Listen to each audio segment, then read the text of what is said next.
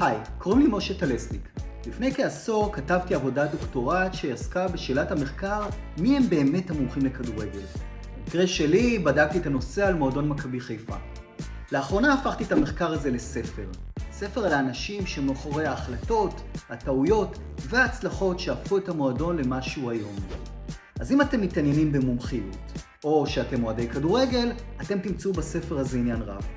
ואם אתם אוהדי מכבי חיפה, בשבילכם זה ספר חובה.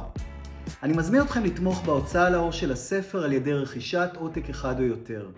ובינתיים, עד שהעותק הזה יגיע אליכם, ביקשתי מכמה אוהדי מכבי חיפה לקרוא את העמוד הראשון של הספר. הנה הם. בכל ערב נתון, מיליוני אוהדים ואוהדות ברחבי העולם יושבים מול מסך הטלוויזיה שלהם או ביציעי האצטדיון וצופים במשחק כדורגל. רובם המכריע טוענים שהמאמן המפסיד הוא הדיוט או אידיוט מוחלט, ושהם יכולים לנהל את המשחק טוב יותר.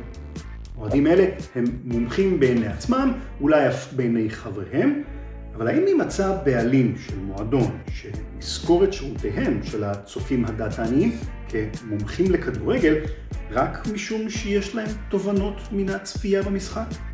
מה מבדיל בינם לבין מי שזו פרנסתו? הספר הבא עוסק במומחים לכדורגל, בעיקר במומחי כדורגל.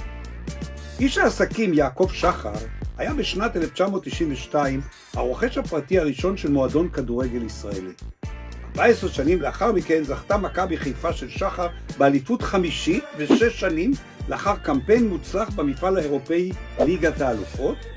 באותם הימים תנאי האימון של השחקנים ובהם מעטפת המומחים והעזרים הטכנולוגיים שעמדו לרשותם היו הטובים והמתקדמים בארץ. השנים הם 1992 עד 2006, וזאת התקופה הקריטית שבה עוסק הספר. בתקופה זו השתנה מועדון מכבי חיפה, ואיתו גם הכדורגל הישראלי כולו. המהפכה הושלמה. המהפכה הושלמה. ושלמה.